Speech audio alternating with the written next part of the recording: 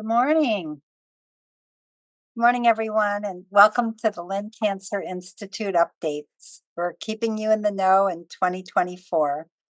We're very grateful to have you all with us today and to learn from our very own oncology clinical dietitian, Katie Lauterbach. Katie will be educating us today on the nutritional approach to managing irritable bowel syndrome, or as we all know it, IBS. At the Lynn Cancer Institute, we believe that nutrition education is really the basic tool in the prevention of illness and so important in managing our health. In the interest of time, Katie's bio was sent to you by email. And during her presentation, we invite you to please take notes. And if you have a question, you can put it in the chat box or the Q&A box because she won't be able to see you during the presentation. And there'll be plenty of time at the conclusion for her to address all the questions, which I'm sure there will be many. We're very happy to have you here. We're very proud to introduce Katie. And Katie, thank you.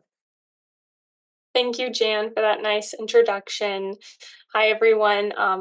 We're talking about irritable bowel syndrome today. So hopefully this topic either can help you yourself or a family member or friend that you know.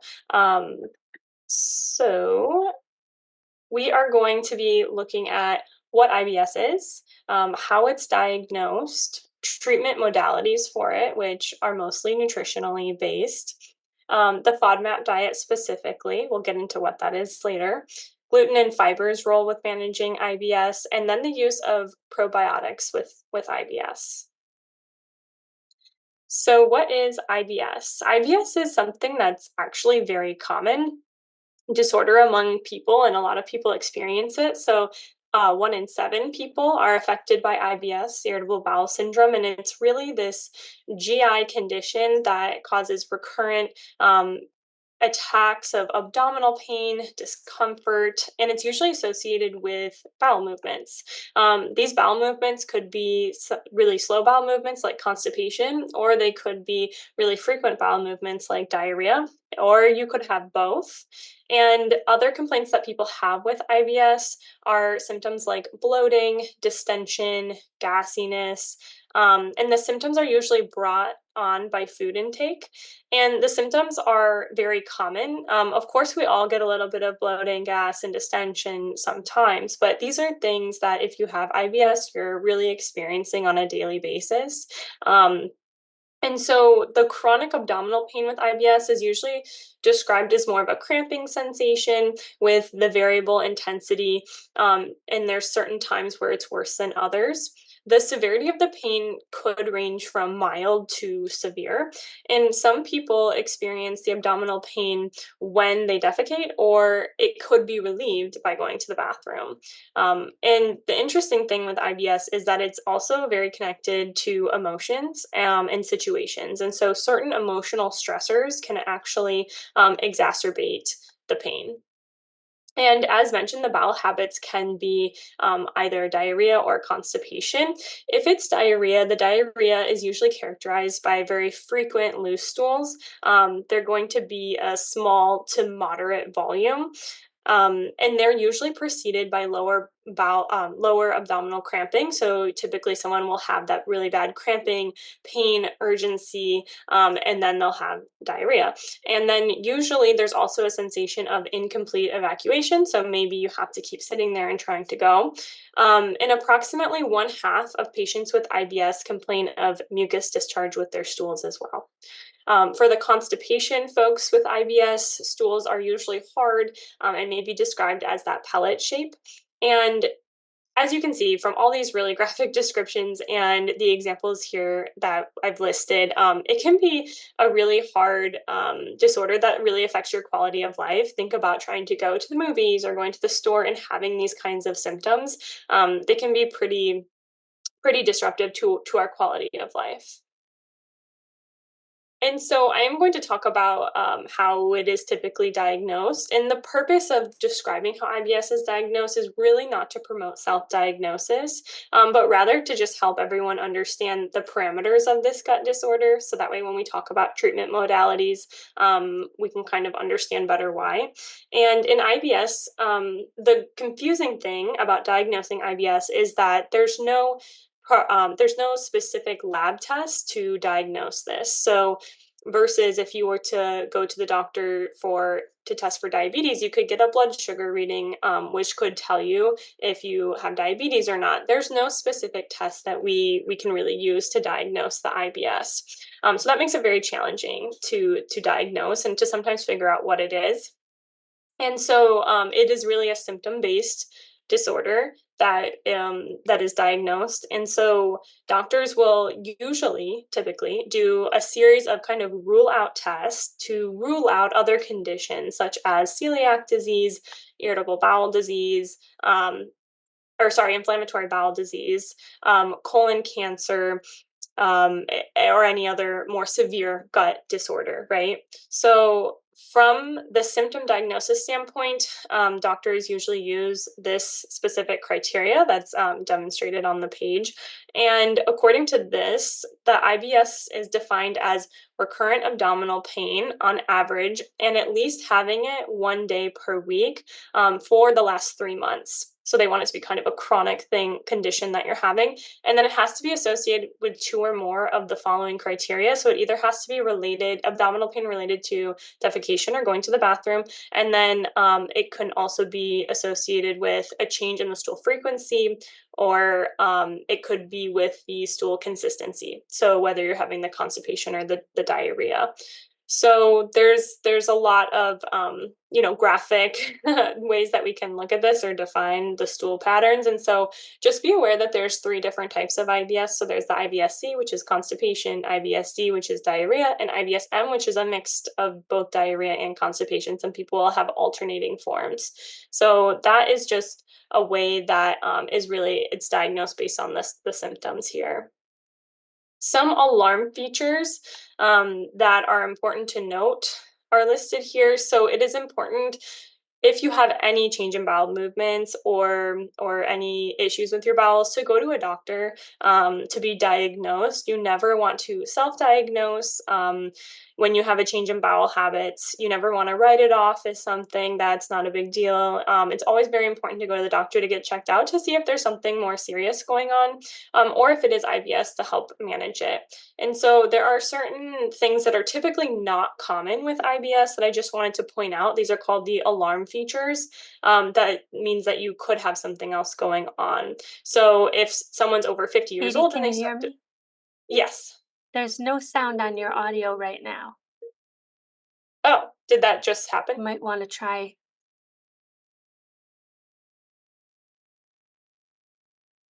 There you Can you go. hear me? You're Yeah, back. you're back. Oh, okay. We had a little glip. Okay.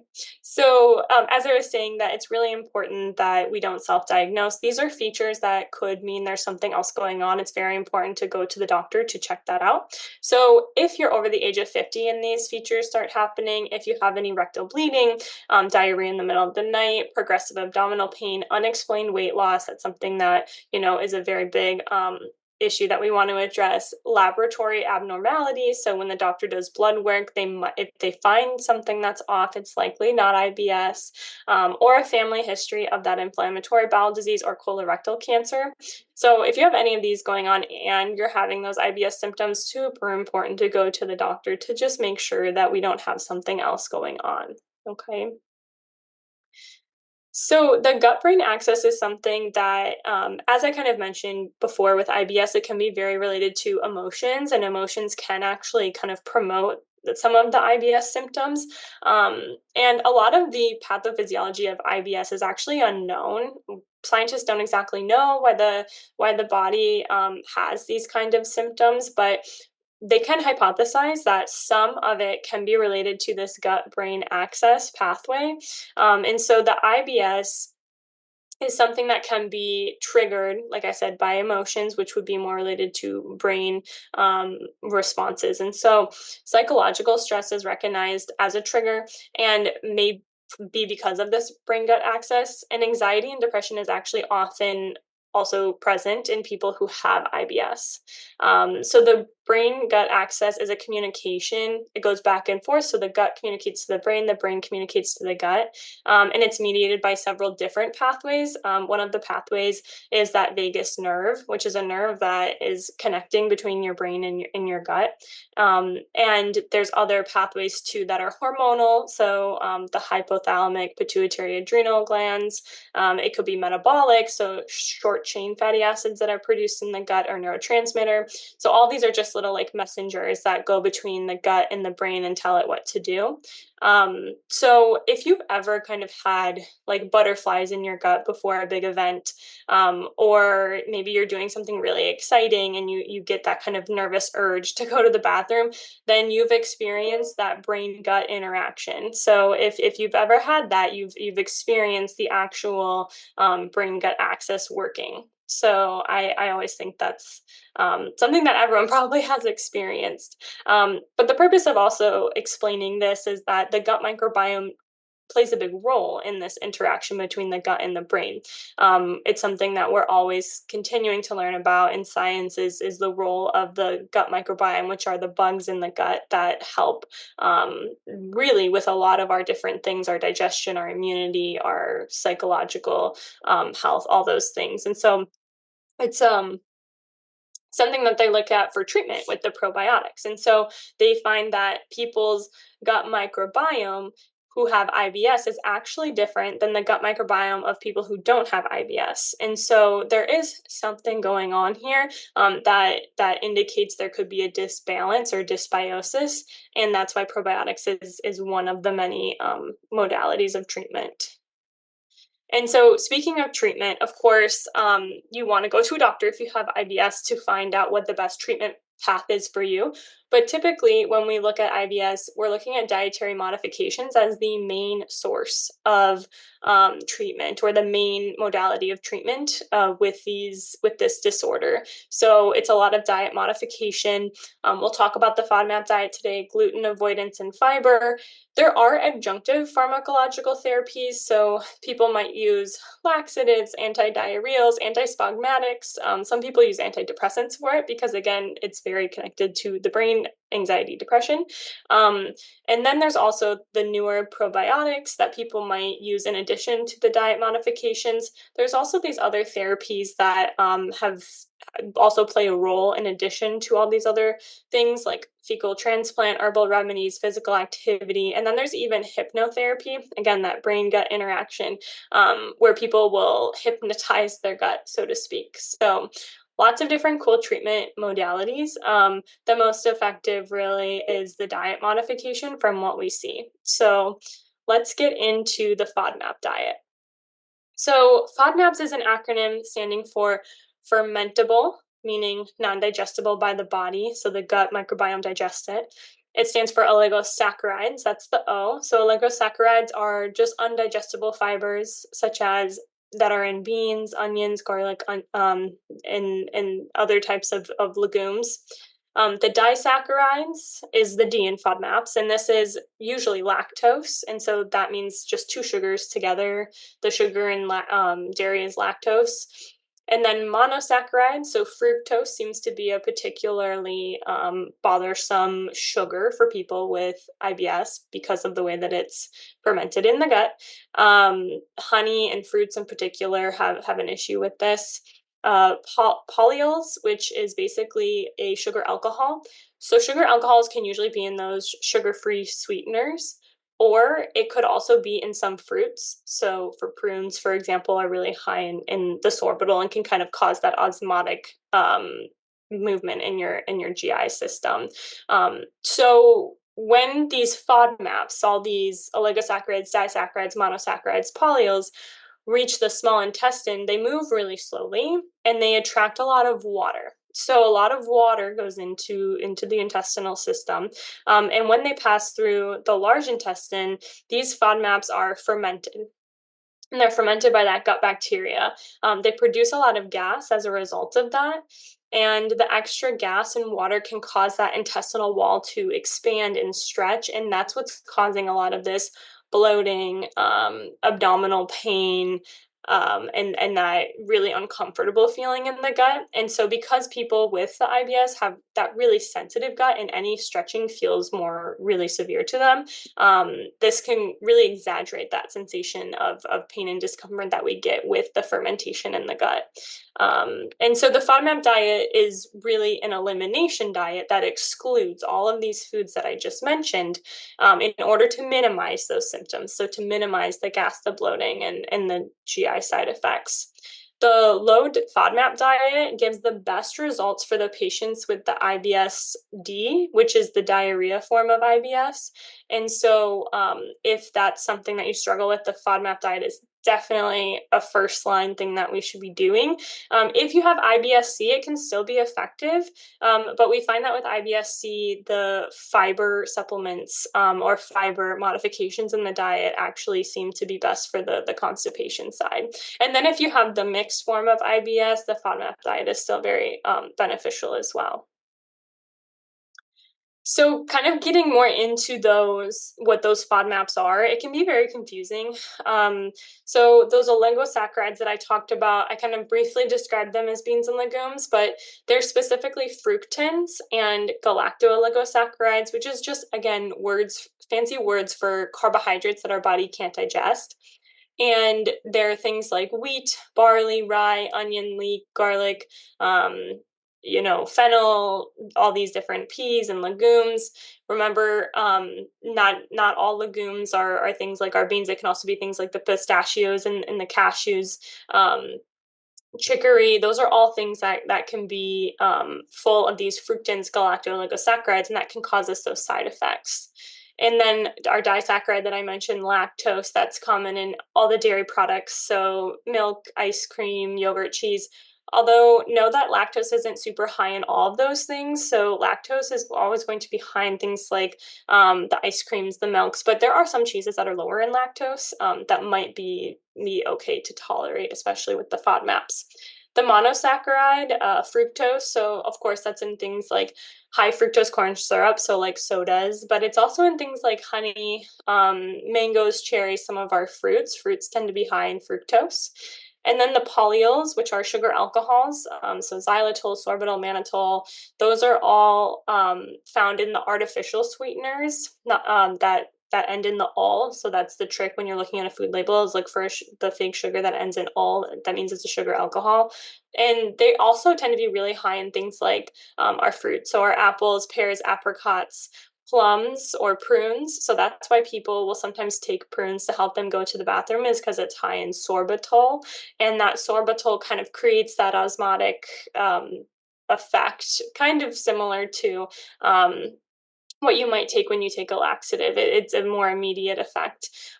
So that's just another thing to note. Doesn't mean that you have IBS when you eat that, but high foods in that can cause more of those side effects. Remember that everyone will experience some degree of a little bit of gas sometimes, bloating and such. But remember, this is something that's really chronic and seems to be really exaggerated in these individuals. And that's why we want to eliminate these foods.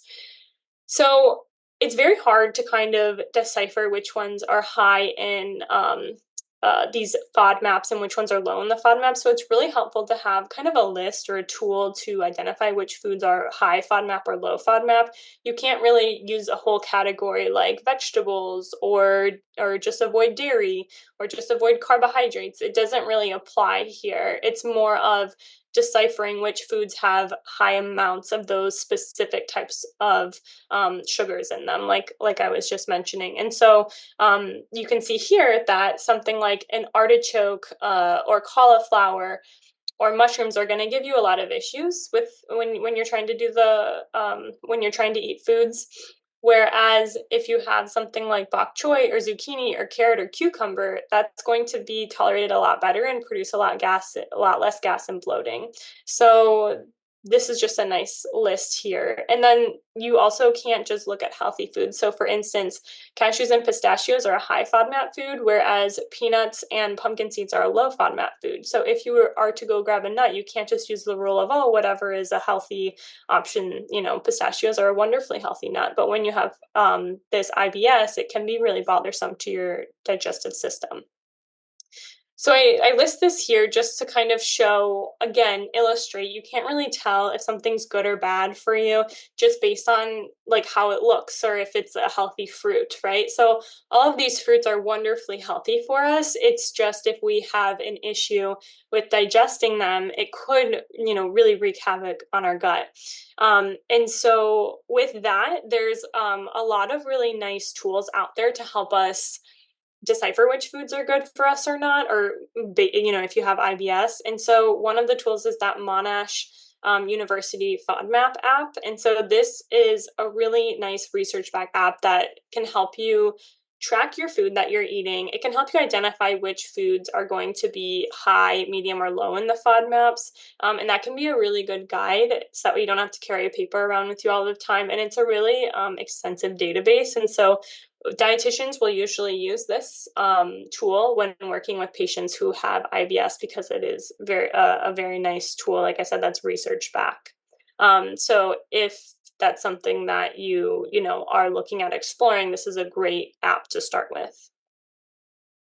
And typically, when people attempt the FODMAP diet, one of the biggest, I guess, mistakes that I see is that people do this very extreme elimination diet, eliminating all those FODMAP foods, and they never try to reintroduce the foods. And so that's a problem, right? Because those foods are also so good for us. We just identified so many good foods that are high in certain FODMAPs that we want to include in their diet. And even a lot of those foods can also help reduce our cancer risk as well. A lot of those nuts, seeds, vegetables, fruits. So we want to include them if we can.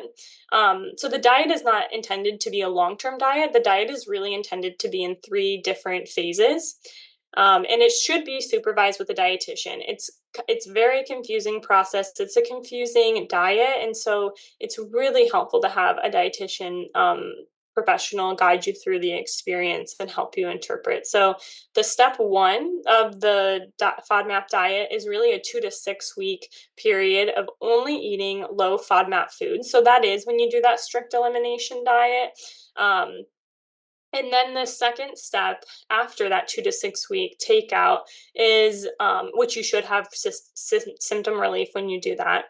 The second step is a 6 to 8 week period where you slowly reintroduce those foods in a methodical way. And so you reintroduce the FODMAP foods each group at a time, and you do it separately. And usually dietitians will give you a break of a few days, like 3 days in between reintroduction of food, because that's about how long it will take to see that kind of side effect. Sometimes it can take 72 hours for food to get through our digestive tract. And so because of that, that's why we do that 3-day waiting period. But this step is really key in order to get some of those foods back in. Some people realize that, oh, avocados really aren't a problem for me, but it seems like those sugar alcohols are a really big issue. Like I can't have any artificially or of those sugar alcohol, calorie-free bars or drinks because those seem to really hurt my stomach. Some people may find that that dairy is totally fine with them, but the avocado makes their stomach turn upside down, and they get a lot of that gas, that bloating, and that uncomfortability. And so that's really the key of the second step. The third step is really the personalization period where you kind of use your dietitian to help guide you on what your personal FODMAP diet will look like for the long term. And so, like I said, maybe you only need to avoid specific trigger foods, but you can include a lot more of those other FODMAP foods in your diet. So, while it's a very strict list of what to avoid with the FODMAP diet, it can still be a decent diet, right, with a lot of healthy things in it still. It's just about choosing the right things. So, and again, right doesn't mean healthy or unhealthy. It just means low in the FODMAP categories. So, for an example day of eating for someone following that low FODMAP diet would be an egg with feta. So, feta is that low lactose cheese. You could put spinach or zucchini in it. Those are lower FODMAP vegetables. Something that you wouldn't want to do for breakfast on a low FODMAP diet would be have like a breakfast cereal, or yogurt can be really high in the lactose. Bagels with cream cheese or apple juice or prunes, those would all be things that could make your bloating digestion a little more upset. For lunch on the low FODMAP, you could do something like a grapefruit shrimp salad. So for salad ingredients, something like cucumber, coconut. You can do peanuts. Peanuts are the lower FODMAP option here. And then shrimp. A lot of the proteins are lower FODMAP as long as you don't put a lot of sauces on them. Something you wouldn't want to do for lunch on a low FODMAP diet would be fried foods, a lot of like beans or bean soups. Those could make your stomach upset. For a snack, something like a smoothie with the lower FODMAP fruits, so banana, like an unripe banana and blueberries. Soy milk is a good option for those avoiding the lactose, so you can still get the protein. But no sodas or high fructose corn syrup snacks. You would want to avoid the nuts that are higher FODMAP, like cashew and pistachios. And then an example dinner could be something like a tofu rice bowl, as long as the tahini dressing doesn't have a lot of added artificial sugars or fructose or anything in that there, like a honey. So no broccoli, no cauliflower.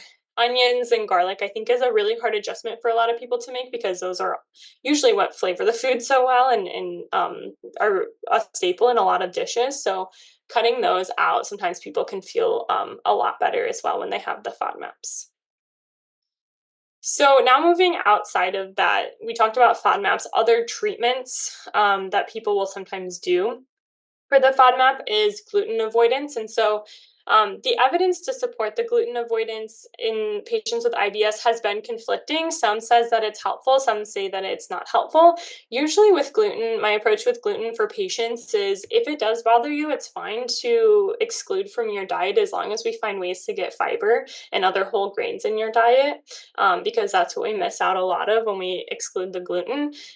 It's really only if it bothers you that we have to exclude it. And so what they're finding with the gluten avoidance with IBS is that it's probably more related to the glutinous foods also having fructans in them. So the fructans or the oligosaccharides are also found in things like the wheat and the barley, which are also glutinous grains. And so it's probably more, again, the fructans that are bothering people versus the actual gluten protein. We know that the fructans and oligosaccharides are also found in things like onions and artichokes, but the fact that they're found in the wheat and barley could really be that correlation with the gluten. But that being said, if you think that it's gluten that bothers you, you can exclude it. Something that's really, like I said in the beginning, was really helpful for patients with the IBS-C, so the constipation form of IBS, is adding in some good fiber to the diet. And so the studies suggest that soluble fiber, such as psyllium husk, but not insoluble fiber, such as wheat bran, has a significant effect for the treatment of those IBS symptoms like constipation. So psyllium husk has been shown to be actually effective for both the constipation and diarrhea form of IBS, but especially in those patients with the IBS-C, the extra fiber supplementation can be particularly helpful. Kiwis are actually also found to be really helpful with constipation for people with IBS-C. So in a randomized clinical trial, they demonstrated that 2 kiwis a day was effective. It was as effective as the psyllium in treating constipation in individuals with IBS-C.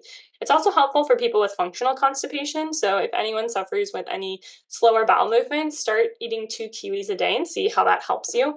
I think it's a nice alternative, especially living in South Florida, to prunes. So if instead of having some prunes in the morning, try 2 kiwis with your breakfast and see how that helps you. So getting into the probiotics of it all, I know we talked about that brain-gut interaction kind of heavy at the beginning. And I think most people know that what the microbiome is, that there's good bugs in our gut, right, that can help us. And we refer to that diversity of the bugs in the gut as the microbiota. The profile of the microbes has been researched. And like I was saying earlier, in IBS patients, they had lower bacterial diversity than healthy individuals. So it can be really beneficial, and the research has been exploring the probiotics that are helpful for IBS. And therefore, there's just more and more studies coming out on that, but it's specific bacteria that are helpful. So the probiotics that are effective for IBS from the literature are listed here on this slide. Studies showed that there's particular probiotics that are effective for IBS. So the supplements that were found to have the best results were those that had a variety of different microbes, but particularly the lactobacillus, the streptococcus, and the bifidobacterium. Those were all strains that were found to be beneficial in patients with IBS. I think it's important to note that not all probiotics are created equal. Sometimes people have the conception that if you're just taking any probiotic, it can be beneficial. It can, but if we're trying to look at probiotics for a specific disorder, disease, situation, then there are definitely certain probiotics that are more beneficial than others. Because remember, we're repleting or enhancing that diversity of the gut. And so it's just super important that, yes, take a probiotic, but let's make sure we get the right one. And these are all really high quality ones that, again, have a lot of strains. And so this slide is just highlighting those particular strains that I mentioned. So the strains that are highlighted are the ones that were studied and found to be particularly helpful with IBS. You can see there's a lot of other, extra probiotics in these as well, but these specific strains have been shown to be most helpful. Of note, the VSL number 3, so the probiotic all the way on the left, was shown to particularly help with flatulence or gas and be very helpful for patients with IBS-D, which is the diarrhea form of IBS. So especially if you're having a lot of those symptoms, the one all the way on the left would be most helpful. So also something to note is that these are multi-strain probiotics. And so sometimes there's probiotics on the market that just have one strain. So an example of that would be Florastor. That one's just a Saccharomyces.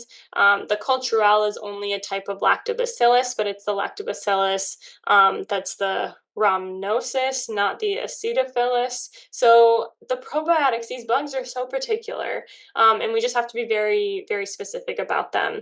Not that those probiotics I mentioned are bad at all. They're great probiotics. They're just single strand probiotics. So more and more studies are supporting just diversity of the microbes in the probiotics. And then in terms of dosage, we don't have a particular dose that's recommended yet, but it seems like all of these have in the upwards of the 100 billions for CFUs, which is the colony forming units. So these are just good examples to use. Note that they can be a little bit more expensive, and it's because they have such, they're so potent and they have so many different strains in them. So again, these were the specific strains that were found to be most effective for patients with IBS.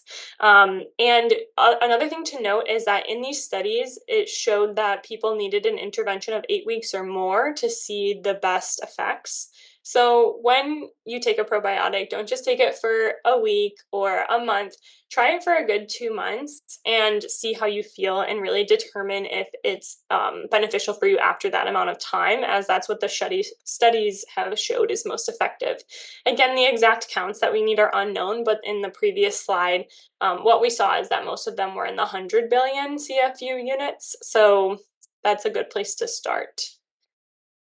So that is pretty much a conclusion of all of the treatments that I wanted to talk about today related to nutrition. But just remember that there's other therapies and adjunctive pharmacological interventions as well. So it's possible that if you go to a doctor, in addition to referring you to a dietitian to work with, they might also recommend certain medications, or they might recommend alternative therapies, or you might look at other alternative therapies, such as hypnotherapy or herbal remedies as well. So kind of to wrap up, to conclude what we were talking about, we talked about what IBS is. So it's a GI condition that causes that recurrent attack of abdominal pain or discomfort associated with altered bowel movements. How is it diagnosed? There's no specific lab test, but it is a symptoms-based diagnosis. So it's more of a rule-out disease that we diagnose. Treatment modalities can include diet modifications, like we talked about the FODMAP diet, a bunch of different fibers. Adjunctive pharmaceuticals is another option. We have probiotics, and then we have alternative therapies. The FODMAP diet is a diet that is really an elimination diet that excludes specific foods that can be problematic in order to minimize the symptoms. But remember that we always try to reintroduce foods and see which ones are most problematic that we have to keep out of our diet, and it should be a personalized diet for us. And then the probiotics, the take home here is that there's multi-strand probiotics that can be beneficial with IBS. The ones to look for are the lactobacillus, the streptococcus, and the bifidobacterium. Those appear to be most effective. And that was our quick lecture on IBS and nutritional strategies for dealing with IBS. There are other wonderful events coming up from the nutrition department. So our next cooking demo is going to be cooking with fresh herbs. Brandy, our oncology dietitian, will be doing that, and that's August 15th at 12:30. And then our next nutrition lecture will be what to eat and not to eat during cancer treatment by Marie. And we hope that you attend those as well. Thank you, Katie. Can you see the questions in the chat box? Yes, I can. Okay. Let's see here. Okay, we had our little issue of hearing. Sorry, Yeah. everyone, for that. I hope that we still Yeah, there was a heard the few most of it. blips, but it was Okay. good. Okay, so I do have a question here from someone about what about IBS stim devices for kids 18 to 11 to 18 years of age. Okay, and so I'm guessing like a stimulation device, kind of maybe rectally to kind of help stimulate movements. So of course, there's, like I was saying, there's other therapies and modalities to help patients with IBS that a GI doctor can help you explore. That wasn't one that came across in my research, although I wasn't looking at pediatric specific interventions for IBS. But what I will say is that it is very important to look at the nutrition aspects. So in addition to any other modalities that you're using, I would really heavily look at the nutrition, see what foods are most bothersome, and then also consider maybe we need fiber, maybe we need to look at maybe herbals. There's so many other things to do. The stim seems it sounds just invasive just from the description of it, but it could be a totally appropriate intervention depending on what your doctor says. So I defer to the doctor for those kinds of things. Someone asked, what about almond milk? So that's a really good question. So almonds don't fall in the category of the high FODMAP category. So it could be an okay option, although some people might notice that specific foods that you eat could cause you certain cramping, pain. If you notice that almond milk does that for you, then try a soy milk or another milk alternative that could be a better option for you. The soy milk is just a good option because it's still high in protein and it's not one of our higher FODMAP foods, so that could be an option for you. It's very individualistic, is what you'll see with these FODMAP diets, is that it really takes a lot. That's why they're done over such long periods of time, is because you have to do a lot of trial and error with these things to see what your specific reactions are. Someone asked, eat the skin of kiwis, and I love that they asked that because I choose to eat the skin of the kiwis. I know it sounds really gross. Some people don't like the idea of that, but it is just extra fiber, right? So it's extra insoluble fiber. But with that specific study, they showed that people didn't actually eat the skins of the kiwis and they still had those positive results. So you can choose skin or no skin. It's up to you. It sounds like both ways will be effective. And then there's another question here. Which probiotic for constipation? This person's been utilizing Miralax every day for 20 years. So the Miralax is that osmotic laxative, so it helps pull water into our intestinal tract to help things move. It can be very effective for some people. For probiotics for functional constipation, any of the ones listed on there seem to also be helpful for the IBS-C, which is the constipation version of IBS. They didn't do a lot of distinction between those. Another thing that can be effective for some people is the kefir product. So if you don't want to take a specific probiotic, the kefir has a nice multi-strand blend in it. The kefir is a fermented milk drink. So if you don't have IBS and you're just looking for something for functional constipation, that could be helpful for you as well. What options if you're allergic to kiwi? That's such a good question.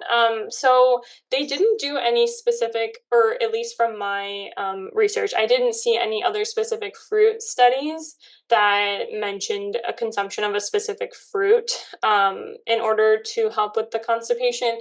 But again, what they were finding with the constipation is that the psyllium husk was particularly helpful. So my suggestion would be, instead of having the kiwi, you could include the psyllium husk in your diet. And then sometimes things like the flaxseed, chia seeds, those can also be, other substitutes of fiber as well. Fairlife lactose-free milk good. Yeah, so correct. So if you have IBS and you're looking to avoid just the disaccharide, which is the lactose, then yes, a lactose-free milk is fine. Some people get confused between a milk allergy and a lactose allergy or intolerance, and they are very separate things. An allergy a milk allergy is to the protein, and a lactose intolerance is to the carbohydrate in milk. And so, as we see with IBS, it's just the carbohydrate in the milk that's problematic. So, Fairlife lactose-free milk would be completely fine. Absolutely. Oh, I'm so glad that someone brought up the coffee. So, someone said, "Is it okay to take coffee?" Very good point. So, with IBS, especially with IBS-D, the diarrhea IBS, we find that coffee is irritating, and it is something to avoid if you're more prone to diarrhea. So we know that also with our patients that go through any treatment here, that if they're having diarrhea, we usually recommend pulling back from the caffeine or reducing it a lot, because it can be something that not only further dehydrates you, but it is going to possibly stimulate more bowel movements, which when we're having diarrhea, we want to slow that down. So it would be something that I would say to reduce if you have the IBS-D. Okay. I see someone's raising their hand, I think, so I'm not sure how to get to that, or if they can speak or not. But if you can use the chat box, please try to use the chat box. It's the best way for me to get your questions. Okay, we have another question here. Are lactate products still considered dairy products?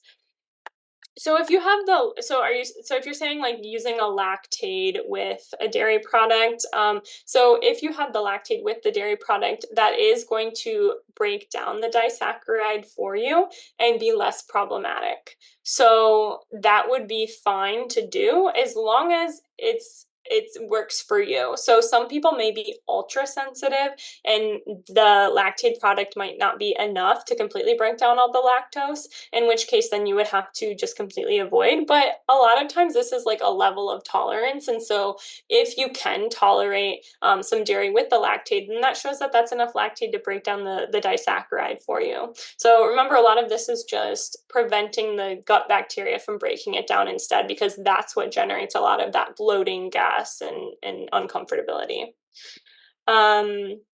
Okay. Yeah. Oh, so like a cottage cheese and ice cream. Yeah. So exactly. If there's lactose-free versions of those should be better tolerated. Absolutely. Or if you take the lactate with them. Ice cream is tricky. It's a lot higher in lactose. So that would be one that I would say maybe try to get a low, like a lactose-free option of that. There's so many options in the market now for lactose-free ice creams.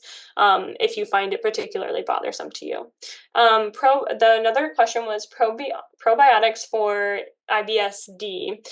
Yeah, so the ones that I mentioned, let me pull the screen back up. So the VSL number 3 was particularly effective with IBS-D. So this is the one that I would definitely go for if you are having more diarrhea. That one is a very nice option.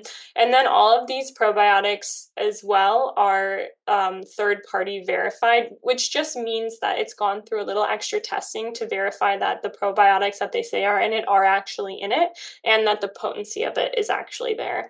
That's a problem with supplements sometimes, is that it's a very unregulated market. So that can be really, challenging or frustrating when you're trying to pick an option, is you just don't know the validity of it. But these ones are good options. Okay. And I'm still seeing, see, I think Catherine has her hand raised, but I don't know how to get to Catherine. So if you can use the chat box. Yeah, I don't know how to do that either. But I would Um, love to hear from you. um, Oh, I see another thing here. IBS maybe is so complicated. Compliged. The IBS, the mixed IBS, where you have both symptoms of diarrhea and constipation. Yeah, it is very you have the worst of both worlds, I guess. So, sometimes people alternate between the two. So in that case, would definitely suggest trying the FODMAP diet. That seems to be effective for both. And then you can explore around with the probiotics and see which ones are helpful for you. Like I said, you want to take it for 2 months or more in order to really see that effect. And a lot of times we can also look at the specific symptoms that we're having. Some people might be more problems with gas. Some people might have more problems with the abdominal pain or the bloating. So depending on what exactly it is that you're having the most problems with, that's how you could tailor your treatment plan to yourself, and that's how your practitioner should help tailor it to you. Okay. Will we have access to the webinar after? Yes, I believe Jan does send out the yeah. slides. Yes, we're working on getting them back on the website, all of our lectures. It's a process that we're working with Baptist on now. But if you want a copy of this lecture, just contact myself, Jan, or Lee. And Lee can, in a couple of days, she'll have the link that she can send to you. So that looks like it. Katie, I knew there was going to be a lot of questions because this is a very, unfortunately, hot topic and something that so many people are affected by. So thank you. I think you gave us a lot of resolve. And here's something in the Q&A. Oh, someone wanted to thank you for your vital information. It's very appreciated. Yes. I Oh, think we can, wonderful. You're welcome. yeah, we all agree to that. It's a difficult topic to talk about, and you covered it perfectly. So thank you so much. And as I just mentioned, all the lectures are recorded. And so if you want a copy now, we can send you a link, and eventually it will be on our website. And Lee will send this. She also sends out an evaluation. So we appreciate everybody participating in the evaluation. If you are not on our database, this will help us to add you to our database. And if you have any suggestions or questions, you can add that to the evaluation, which also helps us. And so we appreciate everyone who has joined us today. Katie mentioned, and it's in full view, the dietary lectures that will be coming to us in August. And as she mentioned, the cooking demo is for patients. So, but if you're interested, you can call the number and we can give you all the information. So thank you, Katie. We know this was a lot of research and we appreciate it very much. It looks like there might be, just a lot of thank yous coming through. So that's always nice to see. Thank you, everybody. Yeah, we appreciate you, Katie, Thanks, Jen. and appreciate everybody joining us today. Bye-bye.